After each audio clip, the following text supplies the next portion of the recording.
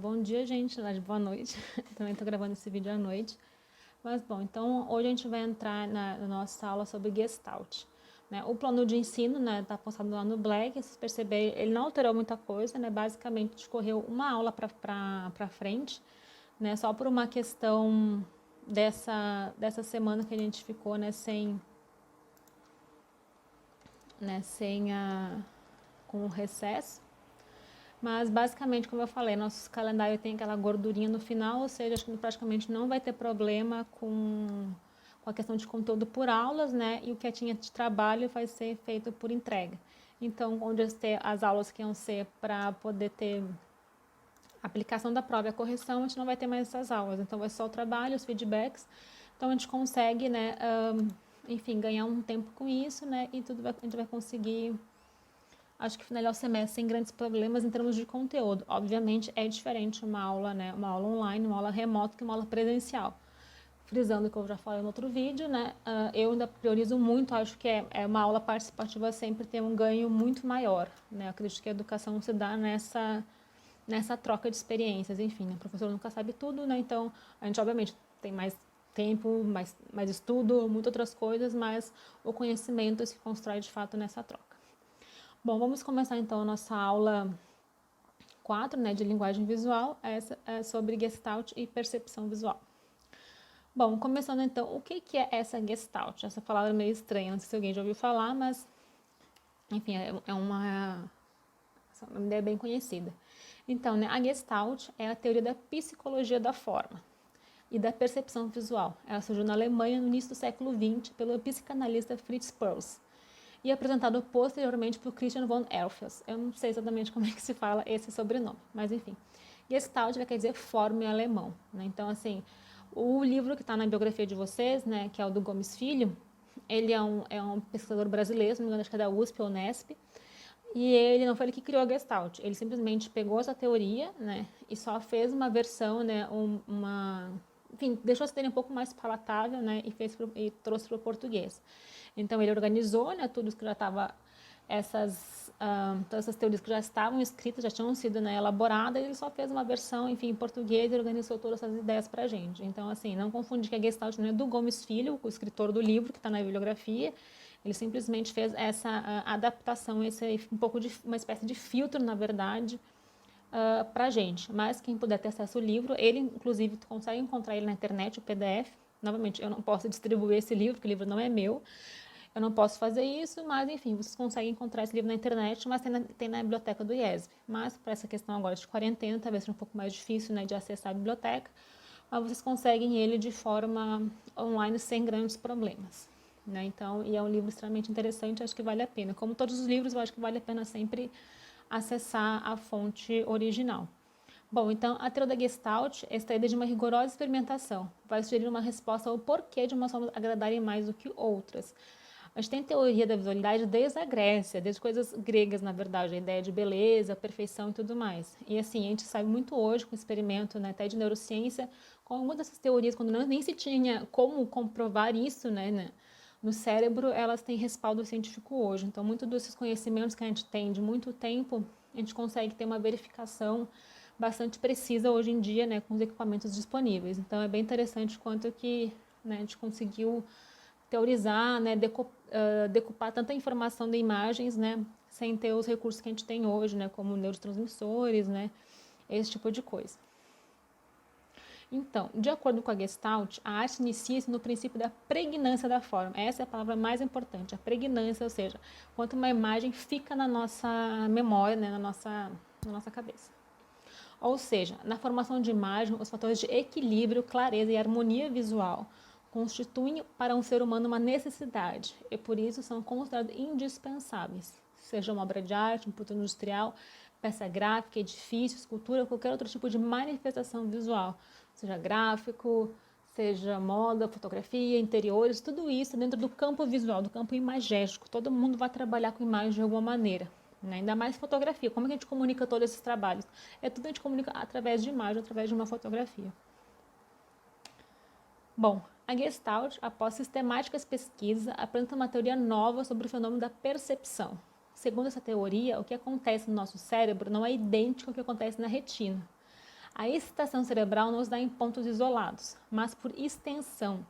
Não existe na percepção da forma um processo posterior de associação das várias sensações. A primeira sensação já é de forma, já é global, já é unificada.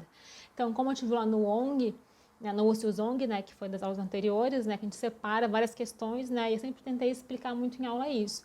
A gente não percebe isolado, a gente separa isso para fins didáticos, para a gente entender que mecanismo está em cada uma dessas imagens. Mas o nosso cérebro opera de maneira sistemática e global, ou seja, a gente já percebe tudo de uma vez só, tudo unificado, mas a gente estuda separadamente de uma maneira, de fato, para ficar mais fácil, né, o entendimento. Por isso que eu tenho muito propícia essa comparação com a gramática.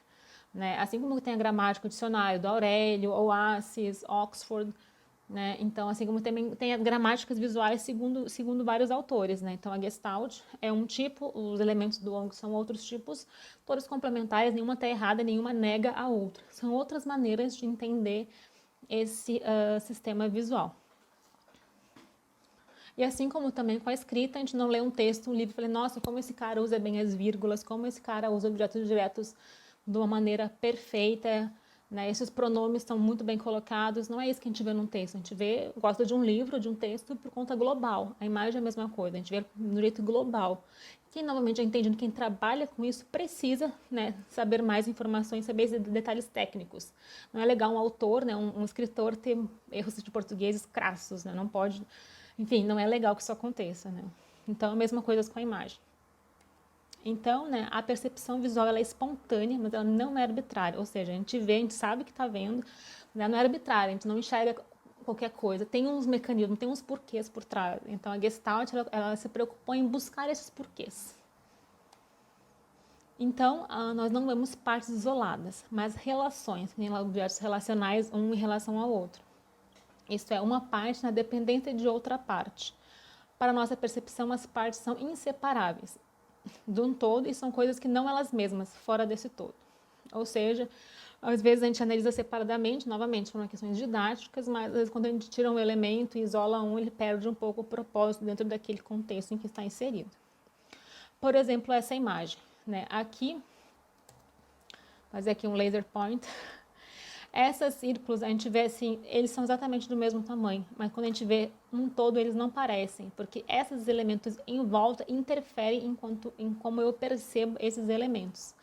Então, colocando essas linhas, a gente consegue ver que eles são exatamente iguais, mas o que está em volta, ele influencia no que eu estou enxergando. A questão das famosas ilusões de ótica, né, e tudo mais. Esse aqui é a mesma coisa, né? Então, esses retângulos têm exatamente o mesmo tamanho, mas quando se coloca essas linhas, parece que estão em perspectiva, né? Parece que eles estão um pouquinho na diagonal, assim, mas eles estão exatamente no mesmo tamanho, assim como essas linhas, elas parecem tortas, mas estão perfeitamente retas. Mas quando eu insiro outras linhazinhas entre elas, elas parecem, né, que estão um pouco distorcidas, meio inclinadas, assim, mas elas são todas extremamente paralelas. Então, essa é exatamente a mesma imagem, sem essas interferências. Então, o que eles diziam com isso? Que a gente percebe muito mais um todo e não um separado. É que nem aqueles famosos exercícios que vira e mexe rola no WhatsApp. Tem a palavra rosa escrito em verde, depois a palavra amarelo escrito em roxo. E a gente tentar no nosso cérebro falar falar a cor sem ler a palavra. Né? Então, assim, ver essas brigas que o cérebro tem, às vezes a gente está vendo uma coisa e precisa falar outra. É um pouco disso também nesses mecanismos cerebrais. Então, essas constantes de força e organização são o que os gestaltistas chamam de padrões, fatores, princípios básicos ou leis de organização da forma perceptual. São essas forças ou esses princípios que explicam por que vemos coisas de uma determinada maneira e não de outra. Né? Então, entender como que nosso cérebro opera dessa maneira. Então, né, aqui a gente consegue ver nesse retângulo, né, com esse aqui é um hexágono dentro, uma está bem separada da outra. Então, aqui não tem um triângulo inteiro, mas nosso cérebro ele completa esses vazios. E lembrando, né, que você está entendendo a história da arte, acho que agora também, a Gestalt, ela surge mais ou menos no mesmo período da Bauhaus, né, quem está, né, na história da arte talvez tenha passado por isso ou vai passar. Né? E a Bauhaus é muito própria da arquitetura do modernismo, né, que eu já comentei numa outra aula, naquela foto dos edifícios, né, o quanto que tu mostrar Então, evidenciar a ausência para falar de uma presença é algo muito típico da arquitetura modernista, como os cobogós, né, os pilotis altos, tudo isso é essa ideia do vazio, né? Então, que está presente aqui também, a gente percebe, né, através do vazio a gente consegue perceber a forma inteira. Então, eu tenho essas retas aqui, eu consigo ver um triângulo, apesar de ter esses vazios. Né? Então, vê que, na verdade, tudo é uma coisa muito sistemática, né? Várias coisas acontecendo na arquitetura, na sociedade, no design, isso aqui está muito mais calcado na parte de ciência e psicologia do que, de fato, na área de design ou artes e derivados. E aqui um exemplo muito prático, a questão do Carrefour, né? Então, a gente trabalha muito em marca isso, né? A gente consegue ver o C do Carrefour sem necessariamente estar ele inteiro, nós sabemos completa, né? A gente vê esse pedacinho, vê isso aqui, vê o nome, a gente consegue enxergar tudo o que está faltando. Nosso cérebro completa aquilo que está... a gente não precisa dizer tudo, né?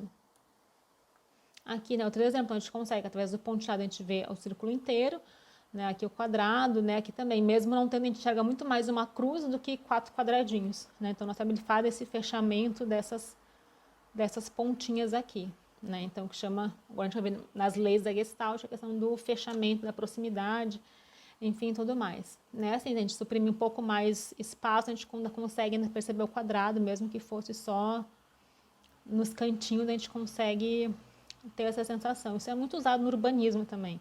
Talvez a galera que estude interiores, talvez, né, vai haver muita coisa dessa parte também. Aqui é a mesma questão, né? Então, assim, quando está muito perto, eu ponho esse traço, eu tenho dois quadrados, né, que são com lados diferentes, né? Mas junto eles parecem que formam uma coisa só, né? Então, a gente junta eles, não consegue ver dois separados, a gente vê eles juntos, porque estão muito próximos. Aqui, por fato de ter essa esquina, a gente consegue ver um pouco mais essa continuidade, né? Que eles ficam muito juntos.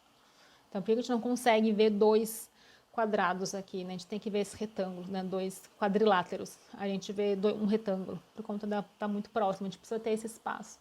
Quando a gente fala que a imagem precisa de respiro, é tudo nessa questão. Claro, esses exemplos iniciais, eles são bem simples, são fins didáticos, né? A gente faz esses desenhos gráficos para exemplificar um pouco mais a teoria, mas na sequência eu vou ter exemplos de imagens mais complexas, a gente consegue ver como que essa parte mais esquemática é aplicada, né, nas imagens que a gente vai ter no dia a dia, enfim, no mundo, no trabalho. Esse também, então, aqui também eu tenho uma forma geométrica, e aqui tem essa dobrinha, mas aqui ele parece quase que ele está meio tortinho, né, quanto que aqui, só colocar uma linha aqui no meio, eu já percebo quase uma profundidade, parece quase que é um desenho de um origami, alguma coisa para dobrar, né? Parece um pontilhadinho aqui, como se tivesse que dobrar isso para trás ou para frente, depende de como a gente está enxergando, né? Parece que está vindo para cá ou está indo para trás. Né? Seja como que uma pequena alteração muda com a percepção. Aqui eu tenho uma ideia de um objeto completamente planificado e aqui eu consigo ter uma sensação de tridimensionalidade só porque eu inseri essa linhazinha, dando essa ideia meio que de vinco. Né? Então, assim, como essas pequenas mudanças mudam a nossa percepção visual desse objeto. Né? Aqui também, então, assim, a gente não consegue ver pontinhos, a gente vê basicamente linhas. Né? Não consigo ver uma bolinha A, B, C, eu vejo basicamente linhas diagonais, né? Porque são tão próximas que esses pontos acabam formando linhas. Então, essa é a ideia, né, de organização das imagens. Aqui também, eles são próximos, mas tem esse espaço entre eles, são muito próximos, então, novamente, eu praticamente não vejo linha, eu vou ver muito mais, né, um retângulo, né, em volta de cada um deles do que, de fato, umas linhas que nem eu vi nesse. Esse eu vejo linha, esse eu vejo muito mais retângulos, por conta de como eles estão dispostos. Então, novamente, eu não vejo as bolinhas, eu vejo algo além delas. Aqui também, agora tem outra disposição e por nuances de cor eu consigo separá-la pelas cores, não tem espaço, é o mesmo espaço entre elas, né? Não é que tem essa área vazia, ele tem o mesmo espaço, mas as cores fazem com que eu tenha uma nuance muito, eu divido ele em outro bloco. Assim como aqui também, normalmente a mesma distância, eu mudo o formato, ele é mais forte do que a proximidade, do que a forma em esse círculo, né? O tamanho dele acaba sendo mais visível, mais forte visualmente para mim. Então, normalmente eu divido eles nessas linhas, né, entre as maiores e as mais finas. O que não acontece com umas formas tão diferentes, eu não consigo ver elas de uma coisa só. Então, eu vejo esse hexágono e vejo esse círculo. Eu não uno elas da maneira como eu uno essa, porque elas precisam estar próximas e ter formas muito parecidas para mim conseguir agrupar elas. Ou pode ser formas muito diferentes, mas daí a cor também é forma, então depende da cor.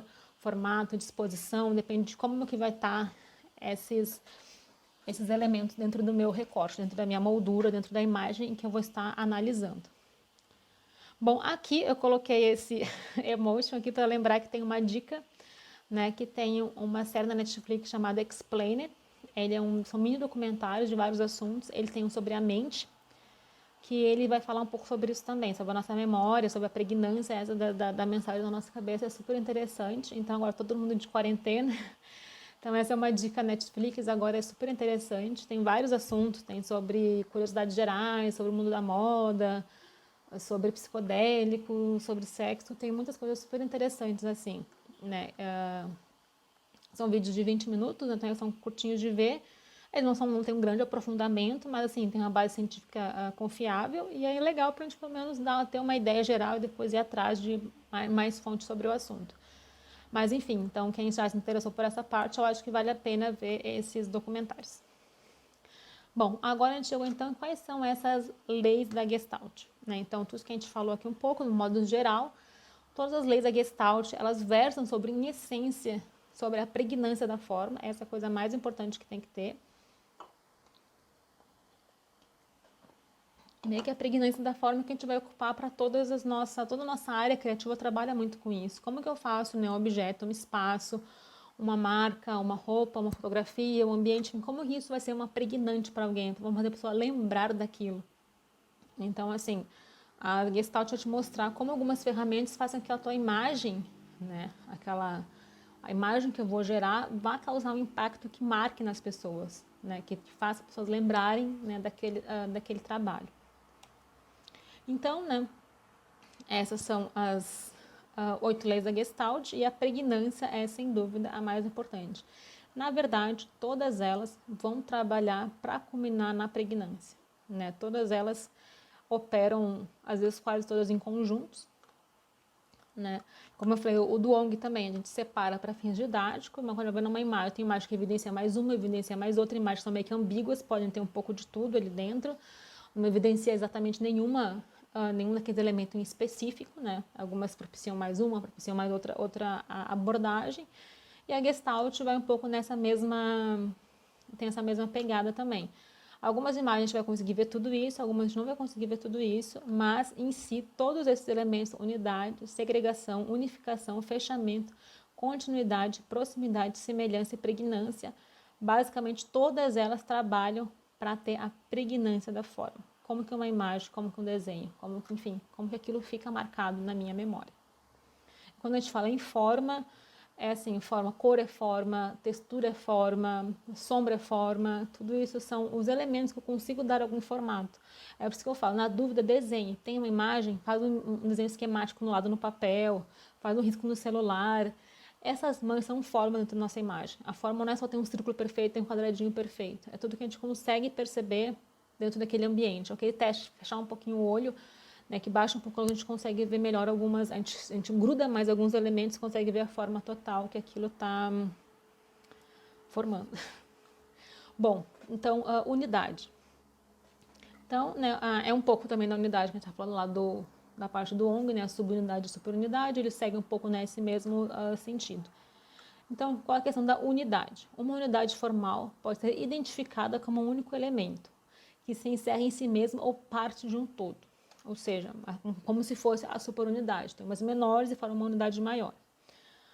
Uma ou mais unidades formais são percebidas dentro de um todo, por meio de pontos, linhas, planos, volumes, cores, sombra, brilhos, texturas e outros atributos, isolados ou combinados entre si. A gente isola para fins didáticos, mas no mundo a gente vê tudo isso misturado. Então, aqui tem uma unidade, essa bola, e tenho esse S com cores completamente diferentes, eu não consigo unir elas, a não ser que fosse para ler, os, enfim. Né? Uma está bem separada da outra, eu não consigo ter uma unidade entre elas. Então, isso é uma unidade, isso é outra unidade. Aqui no símbolo da Uber, por exemplo, né? No logotipo deles, então, eu tenho a unidade do U, do B, do E e do R, tem esse quadrado, né? A minha unidade é tudo isso aqui, né? Eu tenho essas subunidades dentro. Né? Até posso ver uma separada da outra, mas elas estão compostas numa sequência com muito mais proximidade que essa, então eu vejo que isso é uma palavra mesmo para ser lida, ainda mais que eles estão envoltos por esse fundo preto.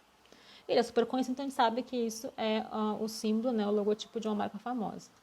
Quando eu tenho uma imagem como essa, por exemplo, aqui basicamente toda a minha flor é uma unidade e aqui o fundo é outro, né? Então tenho essa unidade, né, a unidade do fundo, basicamente isso, né? Aqui eu não consigo ver as pétalas, não numa flor como essa, né? Então assim, a unidade é basicamente a flor em si. Né, teve uma aluna, não lembro em qual disciplina que foi, né, que eu dou essa disciplina 3 vezes, tem 3 turmas, né, de ALV, então, que já feito uma borboleta, né, que era aquele exercício que era para desenhar, criar, né, os elementos lá do ONG, e aquela repetição com a borboleta, só que eu desenhei um quadrado só com uma borboleta em volta. Então, a forma em si é a borboleta, aquela é a forma principal. Tem aqueles elementos menores, mas nem perceber ele como forma, tem que ter um recorte, tem que estar muito mais acentuado. Então, aqui eu não consigo ver essas pétalas como forma. Talvez se elas estivessem um pouco mais abertas, com mais delineado entre as pétalas, talvez fosse mais fácil. Da maneira como está, é um pouco mais difícil. Então, aqui, novamente, agora que eu tenho mais flores, então eu consigo ver uma unidade de cor aqui, né, entre essa maior, né, consigo ver essas formas mais aqui, então elas se unem, né. Como eu vejo essa aqui, vejo essa um pouco mais amarelada.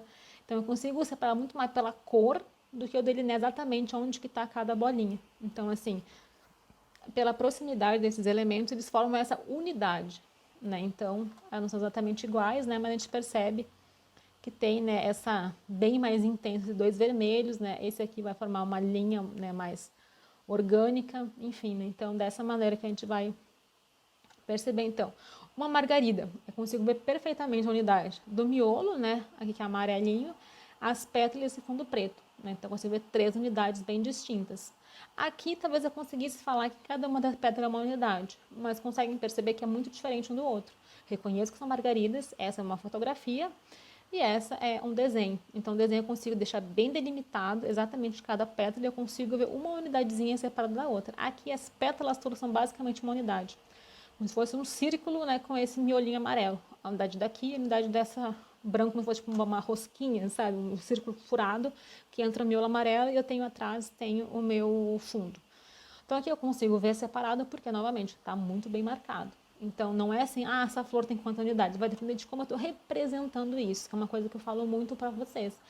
O nosso olho nos engana muito, não é o objeto que tem esses elementos, é como esse objeto é fotografado, como esse objeto é retratado, que vai me dar essas questões. O cliente pergunta, professora, a escada pode ter radiação? Depende de como eu fotografar.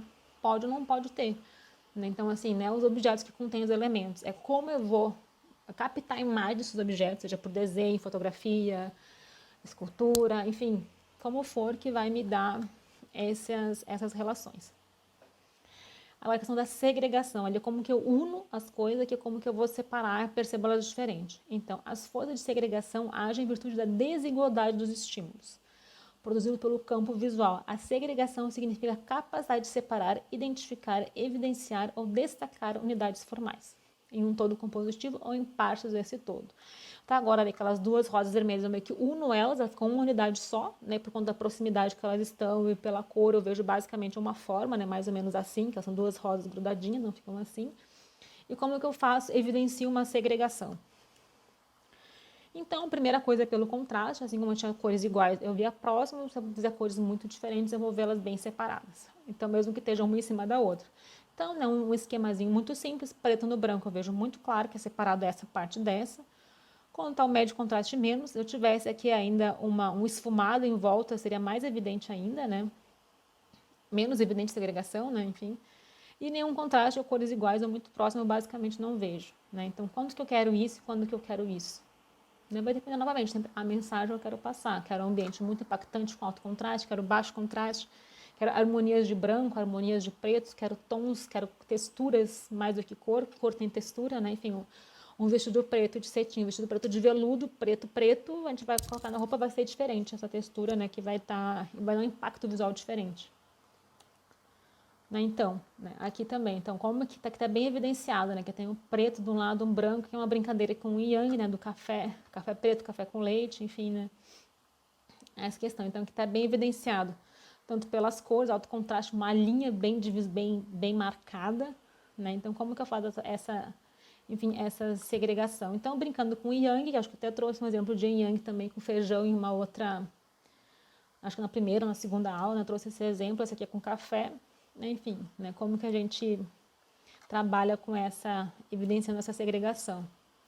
Aqui também numa paisagem, né, então aqui tem aquelas areias mais de calcário, né, que são meio esbranquiçadas, né, com o mar um pouco mais escuro, ou um rio, não sei exatamente qual que é o dessa imagem, né, mas enfim, a gente pode, novamente, todas as fotos profissionais elas têm algum tipo de edição, pelo menos de compensação de cores, né? Então, para evidenciar um pouco mais, é uma foto um pouco mais artística, né? Então, aqui não tem como eu não ver essa diferença. Até brinca também com o Yang, que é uma metáfora super comum de ser feita, né? Em imagens e fotografias, e é um símbolo basicamente universal, né? De opostos, enquanto que o mal contém no bem, o bem contém no mal, enfim. É uma metáfora muito utilizada e sempre é um recurso visual muito agradável também. Então aqui também a silhueta, né, um contraste bem nítido, né, então eu não consigo colocar como única unidade, eu vejo que é separado dessa forma, vem dessa forma. Esse é quase como se fosse o exemplo lá da margarida, né, das unidades, né, aqui eu vejo elas bem separadas, não estão unidas. Aqui numa placa também eu preciso ter muita diferença, porque eu preciso que essa informação seja passada, seja muito claro. Se esse personagem fosse laranja, nesse fundo mais amarelo, ia ter pouca percepção. Então, globalmente, eu preciso saber que eu estou diferenciando essa unidade dessa unidade. Eu não posso juntar. Talvez essas imagens aqui, eu poderia juntar um pouco, né, para analisar essa imagem. Mas a informação, no caso, onde ela foi tirada, onde essa placa foi criada, é para que esse desenho e esse pudessem ser bem destacáveis, né, desse fundo. No caso aqui, acho que é um sinal muito mais de passeio, né, de backpacking aqui, do que um sinal de direção para onde se ir, né, então, tanto faz ir para cá ou para cá, né, para fazer essa trilha, ou trekking, enfim, o que for que seja essa imagem. O fundo também está pouco definido, né, essa madeira que está mais destaque, né, que está mais próxima também da câmera. Então, agora a unificação. Então, o que é a unificação? As forças de unificação agem em virtude da igualdade ou semelhança de estímulos, produzidos pelo campo visual. A unificação está presente quando a harmonia, equilíbrio, ordenação visual e coerência na linguagem ou estilo formal das partes ou do todo. Então, como que eu vejo que é a unificação? Novamente, que nem aquele exemplo das bolinhas do começo, que eu estava dando qual que era a abertura, né? O que é a Gestalt em si, é ver a relação. Eu consigo ver essas linhas mais claras aqui, né? Esse azulzinho, esse meio branco com rosa, esse rosinha mais evidenciado, e esses vários bolinhos em sequência, né? Então eu vejo ele mais como uma forma inteira, né? Nessa sequência de imagens, né? Tem mais esse retângulo no fundo, né? E até podia ver essa questão da direção, né? Se a gente pegar também os elementos do Wong, né? Em que posição, em que direção que tá esses elementos. Aqui também, né? A questão da unificação. Então, eu não vejo novamente um livro separado do outro. Eu basicamente vejo uma forma inteira aqui, né? Eu nem separo esse retângulo desse outro. Eu basicamente vejo ele como um todo. Toda essa parte aqui, né? E essa outra forma aqui, né? Do azul, né? Aqui dos pés. E aqui tem o fundo. Então, na questão da unificação, é que tem mesmas texturas, mesmos formatos, mesmas cores, né? Eu basicamente uno todos eles juntos enquanto eu vou ver essa imagem. Aqui também é outro exemplo de livros. Né? Então, novamente, esse aqui é quase como se fosse uma paredinha, né? Parece tipo um murinho, né? Com vários tijolinhos assim, né? Cada um. Então, tem essa pequena fissura, mas em essência eu vejo-se basicamente como um bloco inteiro de forma. Então, vou ter essa forma aqui, vou ter esse quadradinho, né? E tem um pouco dessa forma aqui no corrimão, além do piso, né? E dessa parede. Né? Então, o que faz que eu veja isso, né? É essa lei da unificação. A gente tende a agrupar tudo num lugar só, tudo que é muito próximo, muito parecido, a gente tende a unir isso na nossa cabeça. Então, se eu não quero causar essa ideia, não quero que tudo fique muito amontoado, eu vou ter que separar. Então, assim, fotos de multidão, eu quero que apareça uma multidão bagunçada, eu quero que seja algo mais organizado. Então, você tem que organizar o ambiente ou não. Como aquelas fotos também do exemplo lá do Wong, da anomalia, né, que tinha aquela foto de topo que era várias cadeiras de restaurante. Você, mas isso é anomalia, tá tão próximo, é pouca diferença. Então, assim, talvez aquela foto, não sei qual é a história, mas talvez o fotógrafo tenha arrumado a cadeirinha tudo bem certinho para ficar daquele estilo. Se tivesse bagunçado, não ia dar aquela ideia. Então, novamente, sempre saber que mensagem eu quero passar com a minha imagem, né? Enfim, com o meu produto, com a minha roupa, enfim, com o meu ambiente. O que eu quero passar com aquilo que vai fazer com que vai fazer com que eu escolha como eu vou organizar, né, esse meu ambiente.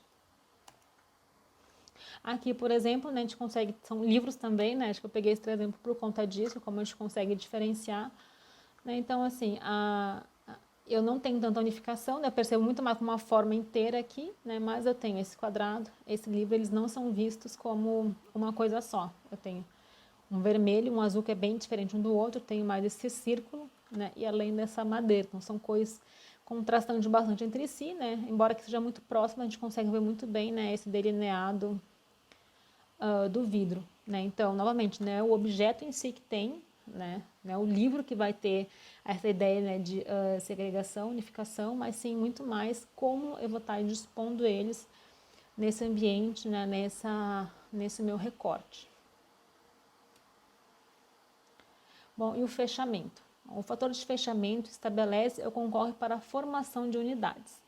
As forças de organização da forma dirigem-se espontaneamente para uma ordem espacial que tende à formação de unidades em todos fechados. Há um fechamento sensorial. É um pouco aquela ideia dos quadradinhos do começo, como que eu fecho aquela forma. Né? Eu não tenho ela inteira, né? Eu vou, né, criar ela na minha cabeça. Né? Os objetos não são aquilo, mas eu imagino outros.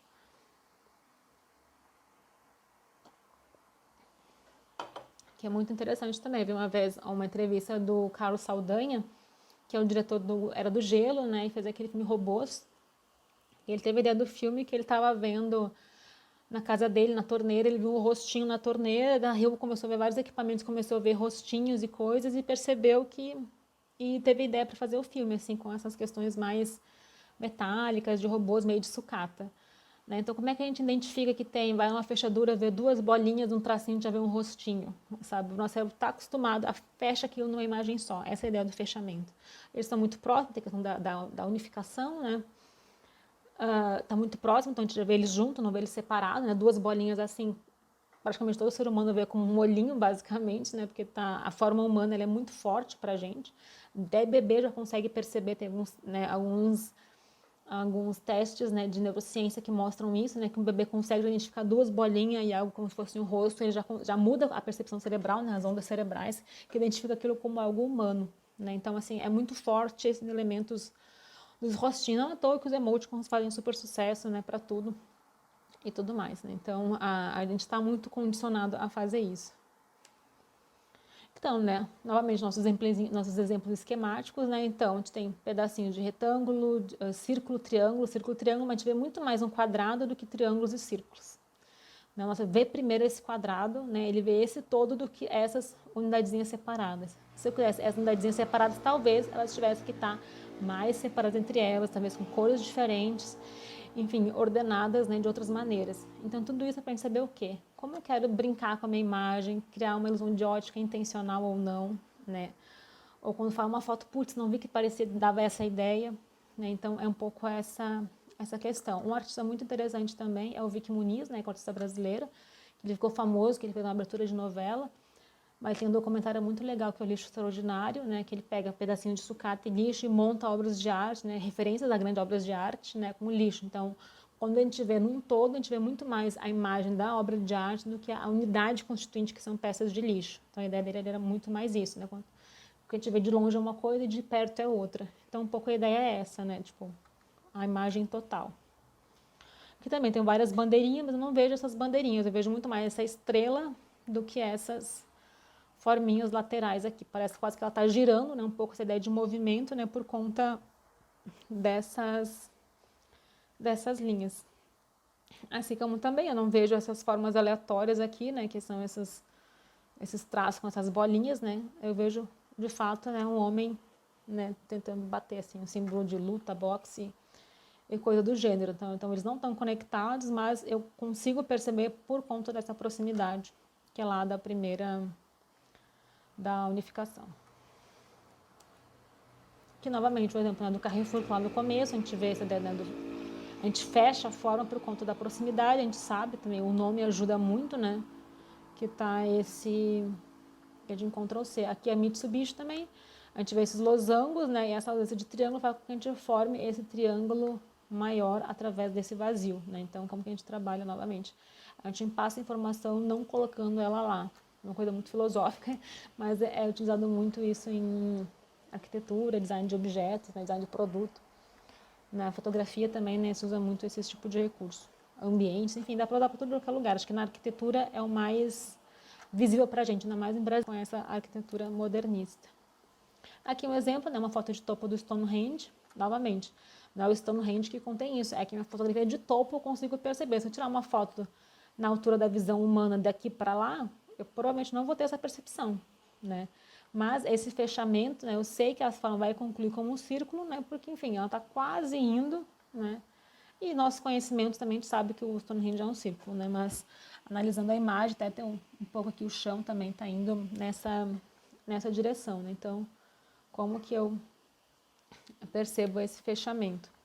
Aqui as florzinhas de novo, né? Então, consigo ver uma unidade separada da outra, mas eu não consigo ver uma flor, vejo outra flor. Eu vejo um coração, depois eu vou ver as florzinhas separadas uma da outra.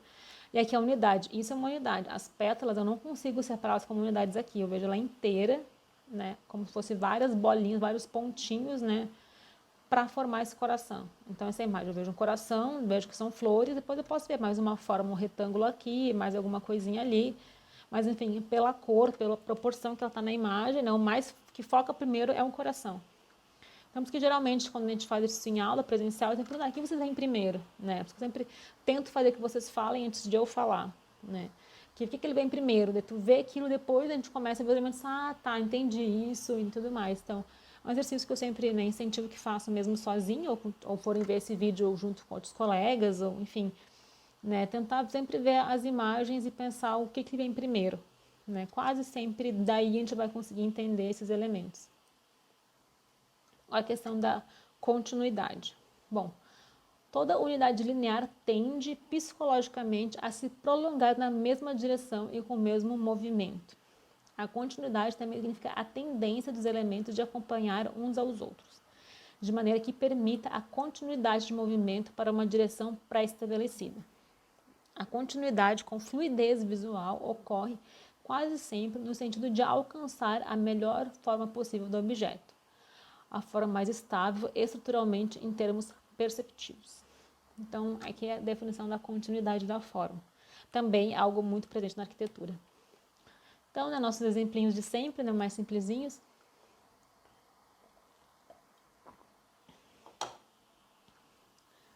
Então, a questão basicamente do ONG e a gradação, né, como eu chego no ponto A para um ponto B, essa continuidade, né, então aqui a gente vai falar muito mais em continuidade, né, e o ONG fala sobre gradação. Então, normalmente sempre tenta correlacionar, né, os assuntos das aulas, né, que eu acho que isso ajuda muito no entendimento do conteúdo. Bom, então, que eu continue, né, então posso cortar a imagem aqui, mas se eu fui do preto para o cinza de maneira gradual, eu imagino que eu vou acabar no branco. Né? Eu concluo isso, né? Por conta de todas as informações que essa imagem está me dando. Né? Aqui é a mesma coisa, né? Questão da continuidade. Tem aqui, vai escurecendo, vai para lá, não tem o final, mas eu concluo que ele vai até lá o fim do horizonte e vai acabar num preto extremo, né? Começou com o amarelo, que está indo para o marrom e talvez vá para o mais escuro, que seja um preto. Né? Então, eu consigo entender qual que vai ser a continuidade, né, desses elementos. Que também a questão do degradê, né, eu consigo ver para onde está indo cada cor, né, por conta dessas nuances. Que eu lembro que em aula me perguntaram, gradação pode ser degradê? Pode. Radiação também, contanto que ela tem um círculo concêntrico, né, pensando lá no ONG. Então, quando a continuidade, eu saber perceber essa continuidade. E quando a gente tem isso, nosso cérebro tende a perceber o que vai ter mais tarde. Né? Então, a gente meio que deduz um pouco isso. E a questão das linhas também é super simples, né? Então, daqui para cá, né? Então, aqui eu consigo perceber que é para lá que tem uma quebra da expectativa, né? Do que vai acontecer, tem esse vínculo, né? Então, aqui eu não é um exemplo contrário. Quando tu começa num arco, tu deduz que vai acabar num arco. Aqui tu deduz que vai acabar na hora que acaba aqui. É que nem também lá no ângulo, tem a gradação e de repente quebra a gradação. Eu vou ter a questão da anomalia, que é essa quebra da expectativa. Quando eu quero uma imagem mais interessante, que é o mais comum de usar é para fazer essa quebra de expectativa, de ter aquele ruído na imagem, não ficar aquela monotonia de estar tudo igual. Mas pode usar de várias maneiras, então nosso cérebro tende a formar essa continuidade, mas a gente pode novamente. As regras estão aqui muito mais para a gente entendê-la, usar quando necessário e quebrar quando necessário.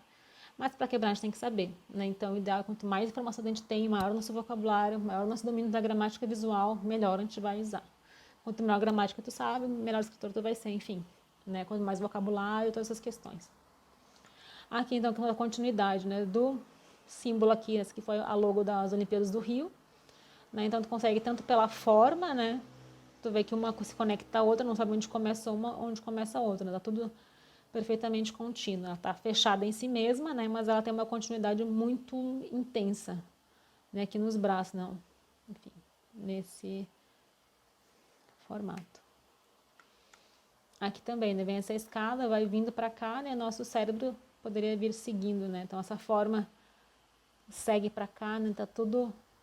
A gente sabe que ela vai se fechar aqui, né? Então, as linhas estão indo em direção, né? A gente conseguiria imaginar como que é o resto dessa estrutura, mesmo que ela não esteja aqui, né? Então, ela dá essa continuidade.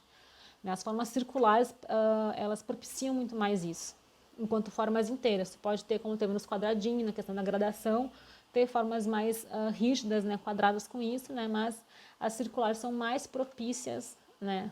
Para esse tipo de percepção. Né? Aqui também, né, que é uma foto que é do Grand Canyon, né, de um ângulo muito específico, né, então a gente consegue ver muito essa parte ondulada, esse contínuo, né, parece quase, não sei se vocês tiveram essa percepção, mas estava procurando as imagens, né, para colocar na aula, que me parecia muito aquelas imagens que estão batendo doce, né, aquelas batedeiras que ficam assim, vai mostrando as gomas, né, de chiclete, de bala, né, que tem essa tensão, né, enfim, do açúcar e tal. Então, é uma imagem que, eu, a princípio, me lembrou muito mais isso, né, do que, de fato, né, uma imagem do Grand Canyon.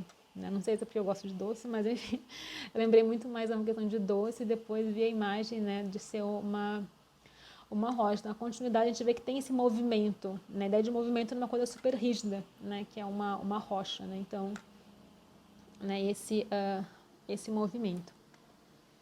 Aqui é a continuidade, a questão do degradê numa fotografia. Como que eu trabalho esse degradê sem ter que colocar uma corzinha?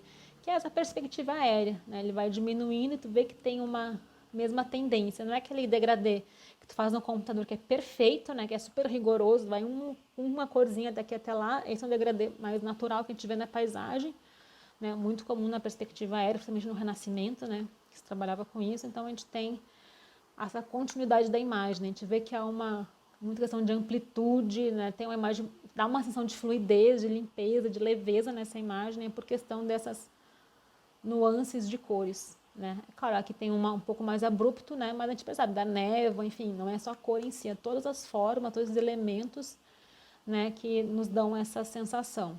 E aqui, como forma, a gente tem muito mais cor do que um formatinho, um retângulo, uma mancha, como a gente tem em outros, né? Muito mais essas linhas um pouco, mas é muito mais as cores, né, que nos levam a isso do que de fato formas, enfim, bolinhas, círculos e tudo mais. Então, essa foto eu achei muito legal também, né? Então, de como dar continuidade no movimento, né? Então, tu vê que ela tá, o cabelo, né? Então, aqui o corpo, né, tem essa continuidade, parece que está no meio de um movimento mesmo, está no meio de uma ação, não é uma imagem estática, né, mas pelo momento do cabelo provavelmente já estava no meio, né, de algum movimento e foi capturado aqui a imagem, né, então eu tenho essa forma aqui que dá essa sensação da continuidade desse movimento. Então, nosso cérebro faz essa ligação. Novamente, essa continuidade não é tão evidente como eu tenho essas. Essa aqui é um esquema super simples, né? Para entender, bem esquemático, para entender é isso que funciona. E como a gente vê isso, né? Cada uma dessas imagens. Né? Como eu disse, a gente pode analisar outros elementos de cada uma delas, ela inteira como uma única unidade, lá do primeiro slide ainda, né? Sobre a unidade, a unificação. A gente pode entender também como continuidade. Né? Então, as imagens elas têm muito mais de um elemento. Na sua gigantesca maioria, ela tem muito mais de um elemento, a não ser que eu trabalhe com imagens mais simples, como quadradinhos, bolinhas, mas de modo geral elas têm muito mais de um único elemento. Então agora a questão da proximidade. Elementos ópticos próximos uns aos outros tendem a ser vistos juntos. É muito próximo a proximidade da unificação. Isto é, constituem unidades. Quanto mais curta a distância entre dois pontos, mais a unificação se dá, mesmo que não sejam semelhantes. Geralmente a proximidade é por elementos próximos, a unificação é por elementos parecidos e a proximidade é por elementos diferentes, mas que estão mais próximos um do outro. Importante observar que proximidade e semelhança são dois fatores que se reforçam mutuamente, ou seja, eles são de fato muito, não queria falar próximos, mas são muito, enfim, eles se conectam muito entre si. Aqui exemplo lá do começo também, né? Eu vejo linhas, vejo quadrado, né? Por conta, né, da proximidade desses elementos. Se pegar essas mesmas bolinhas, espalhar ela aleatoriamente, eu não vou ver isso. Então, não são a forma que me diz como essas formas estão expostas na minha imagem que vão me dar esse tipo de informação, de sensação. Né? Então, aqui. A unidade que eu tenho aqui, isso aqui está tudo muito junto. Então, meu olho vê tudo basicamente como uma unidade só. Essa parte da comida, né, e a do prato. Então, aqui tem basicamente, né, todas essas pequenas corzinhas, né, por estarem muito próximas, eu vejo basicamente isso aqui só com um círculo com uma cor misturada aqui dentro. Não consigo nem definir uma cor exata que tá aqui dentro. Talvez muito mais o amarelo, meio verde, quando a gente aperta um pouco o olho, vê qual que é a cor que predomina, né? Então, a gente vê isso basicamente um círculo pela proximidade, né, e disposição desses elementos. E mais essa borda preta. Se ele não tivesse então arrumadinho esses alimentos aqui no prato, eu não veria círculo, eu veria o que a pessoa pudesse formar com isso, né? Então, a disposição dele, esse monte de cores assim, que fez com que eu enxergasse elas todas unidas. Aqui, por exemplo, como fosse aquelas bolinhas, né? Aqui tem várias, né? Então a gente vê muito mais aqui uma triangularidade, né? Se tu dividir aqui, né? Normalmente tu fecha o olho que tu vê que tem um pouco mais de um cinza avermelhado, então fosse um cinza com umas bolinhas vermelhas, como retículas mesmo. Né, aqui tu vê, né, muito mais o cinza inteiro. Né? Então, é essa proximidade, né, dos elementos, né, das cores, das formas, que me dá uma sensação que uma diagonal aqui. Né? Vocês conseguem enxergar, né, daqui até aqui, né, eu percebo essa diagonal. Aqui também, novamente, são elementos diferentes. Tem uns tons um pouco próximos, né, uma são basicamente retângulos, né, que colocado nessa forma, formam ainda um quadrado maior. Consigo ver a questão do fechamento também, né? Como que esses elementos fecham, né? Formam um quadrado final com outros quadrados internos. Então, essa proximidade, né, faz com que eu enxergue muito mais um quadrado, às vezes, do que cada elemento em si, né? Aqui talvez a mochila tenha um peso um pouco maior, né? Porque tem um formato maior. Ou o computador, que chama muita atenção porque ele está um pouco mais claro que os outros. Depois a gente vê essas fotografias, né, todos esses outros apetrechos. É questão da semelhança. Então, a igualdade da forma desperta a tendência dinâmica de constituir unidades. Isto é, de estabelecer agrupamento das partes semelhantes. A semelhança é o fator mais forte de organização que a proximidade. A simples proximidade não basta para explicar o agrupamento de elementos. É necessário que estes tenham qualidades em comum. Qualidades em comum, o que é? Aqui, por exemplo, também a gente consegue falar sobre semelhança. Cores, texturas, formas, né? Se cada um fosse um roxo, um vermelho, um amarelo, um azul, talvez tivesse mais dificuldade de ver esse quadrado inteiro do que se eles estivessem todos na mesma cor, então se reforçando mutuamente.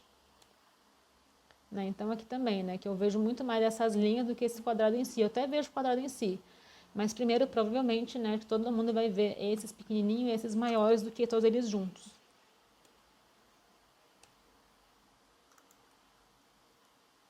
Opa, aqui que travou aqui o slide. Então, aqui, né, eu vejo, né, essa continuidade tem essa que está, enfim, separando. Né? Então, eu vejo que tem eu vejo dois blocos, não um bloco inteiro. Normalmente, se fosse mais uma sem, né, essa talvez possivelmente treinadora, eu veria basicamente uma linha inteira. Então, tem essa rompe aqui no meio, né? Então eu vejo esse retângulo, né, e esse retângulo. Aqui também, né? Aqui também é uma imagem legal para a questão da anomalia, né, do exercício do Wong, né? Então, todas as torneiras, as tabs alinhadas, essa aqui que está aberta um pouquinho fora do eixo, né? Mas, novamente, aqui eu vejo um, essa aqui sai fora, eu vejo, né, tem uma quebra aqui, né? Eu não vejo ele tão reto como o outro. Eu vou ver um quadrado aqui, né? E vou ver uma outra nesse sentido, né? Então, e aqui, novamente, que eu vejo muito mais escuro nesse lado e essa parte aqui muito mais clara também. Tem basicamente também aqui uma diagonal bem intensa, né, separando esses lados. Mas o que me constitui aqui é essa semelhança, esse aqui é perto desse, né? Então, essa forma fica muito mais próxima, a questão da pele também, aqui que é mais clara, esse fundo mais desfocado, aqui tem muito preto, né, o reflexo. Ele vai colocar tudo isso numa forma só e aqui essa proximidade vai separar essa, a proximidade vai separar esse outro elemento. Aqui também que eu acho que dá para ver muito bem isso, a questão das visões das escolas de samba na Sapucaí, né, quando tu vê cada uma das alas das escolas, tu vê, né, um quadrado de uma cor, um quadrado de outro. Né? Então, eu não vejo as formas, vejo como são muito próximos pelas coisas, a semelhança faz com que eu veja como blocos, né, de pessoas nesse percurso. E, enfim, tudo isso vai culminar na pregnância da forma. Então, a pregnância da forma é a lei básica da percepção visual da Gestalt. Você perceber na explicação, depois voltando no PowerPoint, eles são muito próximos entre si os conceitos. E, novamente, eles são todos, na maioria das vezes, eles operam muito, muito em conjunto mesmo. Numa imagem eu posso falar de mais de um elemento. Eu preciso estar muito próximo dele para formar uma unificação, um fechamento. Assim, são nuances que diferem um do outro, novamente. Isso é para ter mais aquele requinte mesmo visual. Então, o objeto de alta pregnância é um objeto que tende espontaneamente para uma estrutura mais simples, mais equilibrada, mais homogênea e mais regular. Apresenta um máximo de harmonia, unificação e clareza formal e um mínimo de complicação visual na organização de suas partes ou unidades compositivas. Normalmente, nem sempre eu quero algo que seja simples, que seja unificado, que tenha uma harmonia. Às vezes eu quero algo complexo, algo que demande um pouco mais de tempo para me enxergar.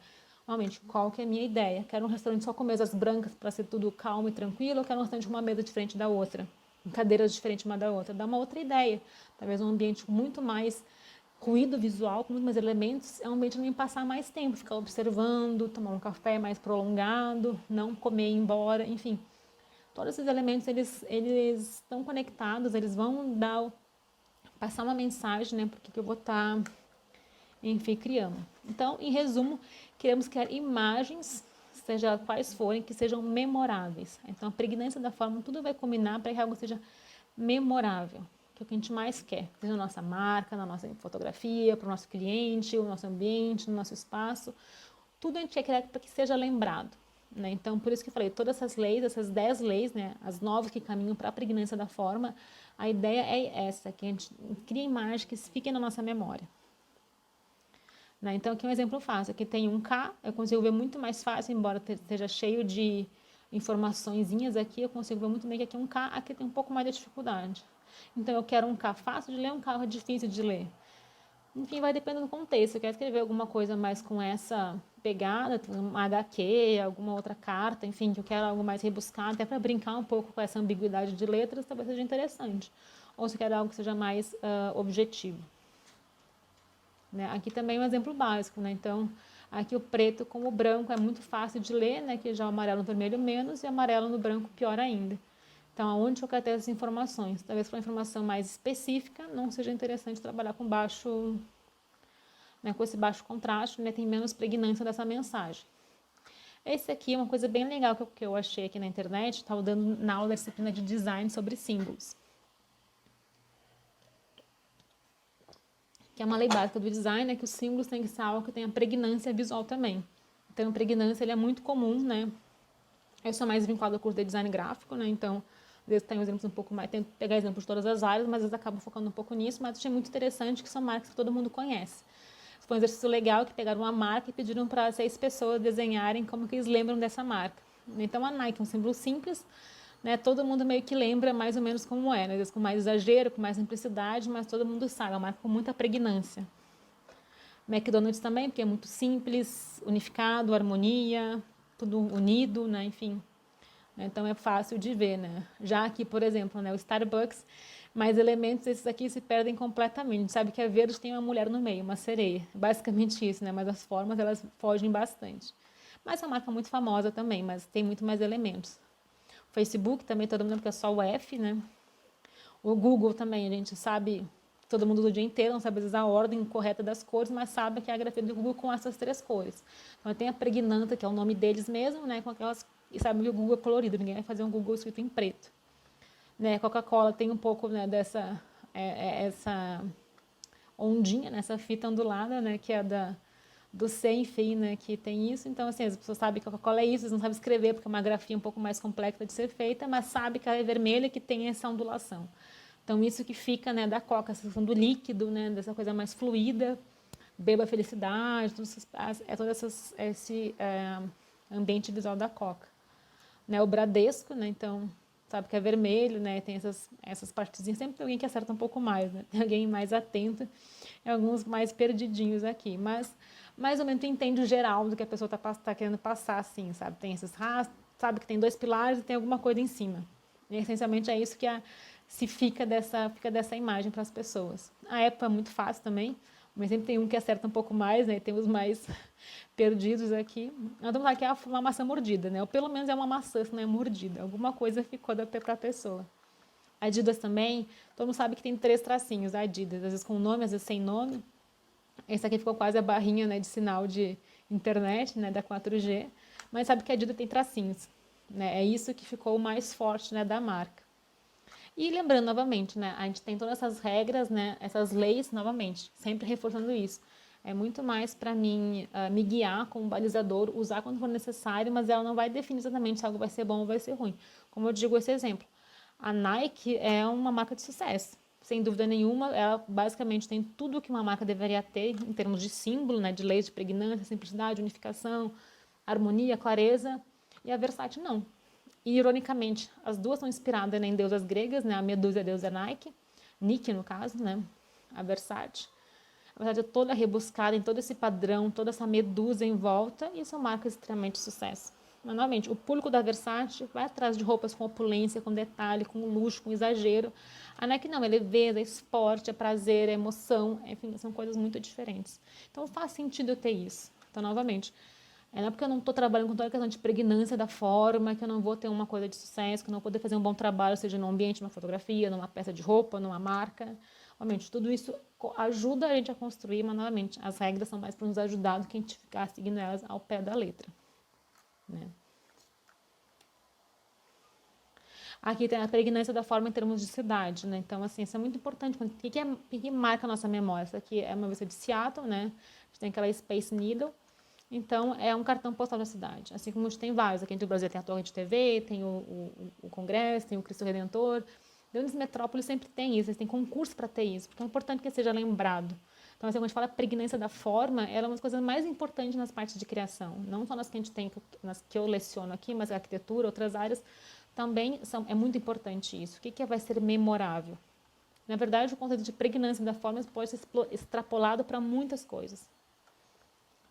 Aqui também, né, a Torre Eiffel.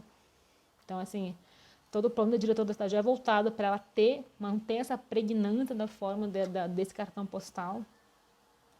E aqui mostrando como o ângulo, né, desse ângulo talvez a gente pudesse até discutir outros elementos que não só a pregnância da forma, como a de proximidade, semelhança, né, do que tem muito quadradinho, aqui é tudo circular, mas a gente vê tudo de um jeito só, para elas estarem muito próximas, né, e terem essa unidade das cores e tudo mais.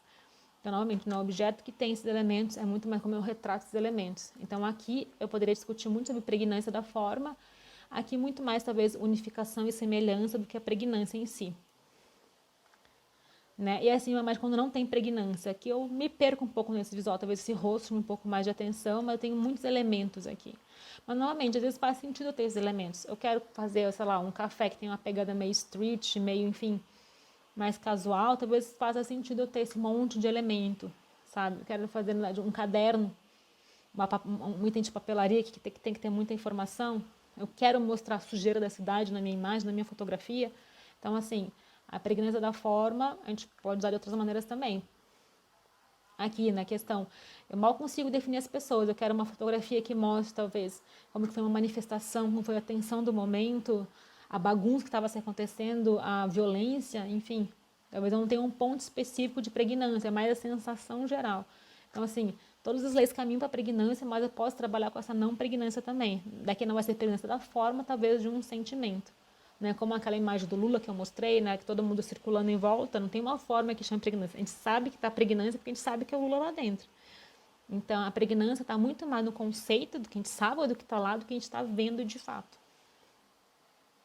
E, né, enfim, terminar, acho que esse é o último slide com essa imagem, né, da pregnância da forma. Essa também é do Steve McCurry, da menina afegã, que é uma foto super premiada. Então, por que é tão marcante essa forma? Por que ela é tão pregnante? A gente tem questão muito intensa dos olhos, a figura humana sempre muito forte. Ele tem esse verde, tá aqui no fundo, que o verde e o vermelho são cores de alto contraste.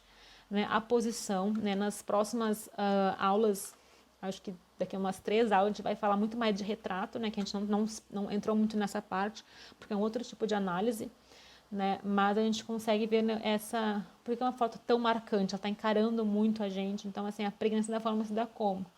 Contraste, né, o jeito que tá, onde que está um alinhamento aqui, tu vê do eixo do rosto, dos olhos aqui, né, não está exatamente no centro perceptivo, né, o centro geométrico aqui, o nosso perceptivo é um pouco mais acima, esse contraste, né, e um pouco as roupas também, né, que dá essa ideia de estar numa situação de guerra, né, então como que eu vejo eu posso ver uma pregnância de uma forma numa imagem como essa e posso ver numa imagem como essa.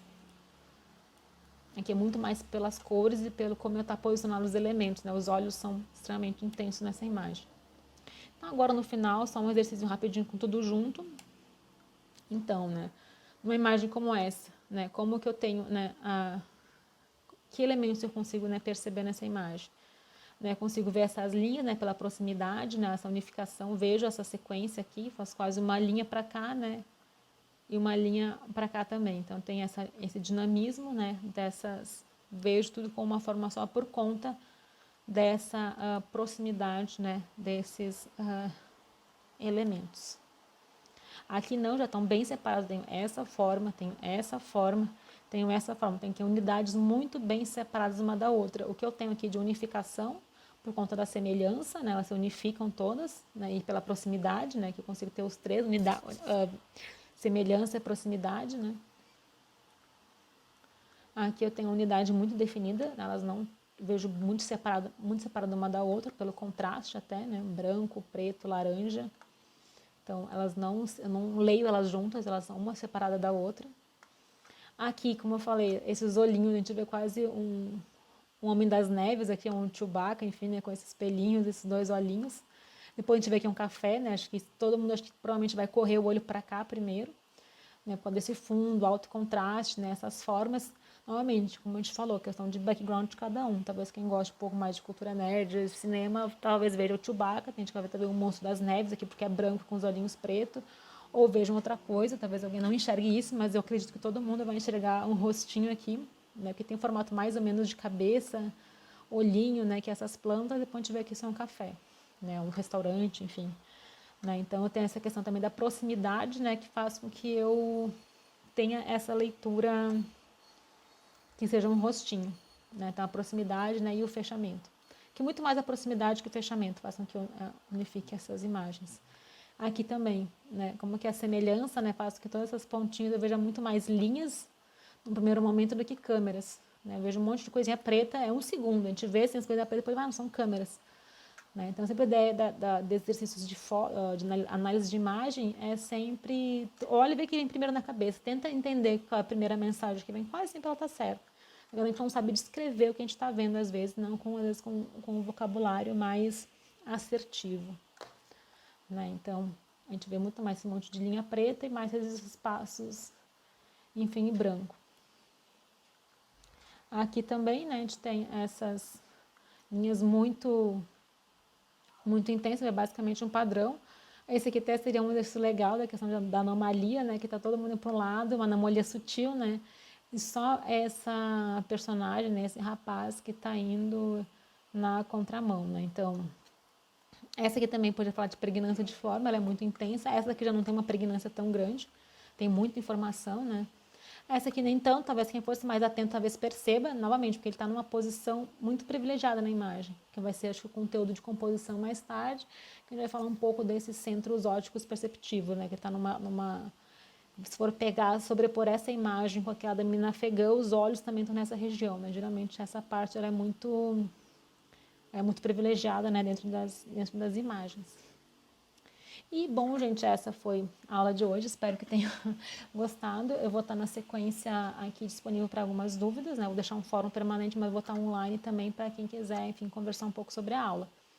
E vai ter uma atividade prática em casa, não em aula. Então, qual que vai ser a atividade? Vão ser criar 3 imagens em que tenha pelo menos 2 leis da Gestalt. Comunidade, proximidade, pregnância, né? Como tem mostrar, a maioria das imagens tem muito mais de um elemento, né? Então, criar essas 3 imagens. Eu vou deixar a técnica livre, pode ser colagem, pode ser digital, pode ser desenho, como quiserem, né? Para criar essas 3 imagens. Né? Então, visto que o caderno agora vai ser entregue digitalmente, provavelmente, não sei que a gente volte antes, vamos pensar que a gente não vai voltar, né? Que daí, se voltar melhor ainda, facilita a nossa vida, mas a gente pensa que vai ser um pouco mais complicado e se for mais fácil, melhor. Né? Então, essa vai ser a nossa atividade para a entrega do caderno. E lá no plano de ensino eu alterei as datas, né? Então a gente vai ter um tempo um pouco maior, assim como o trabalho de análise de imagem também, eu vou alterar a data lá no Blackboard, tá bom? Então é isso, gente, espero que tenham aproveitado. Qualquer dúvida eu vou estar disponível aqui para tirá-las. E eu acho que é isso, vou desligar agora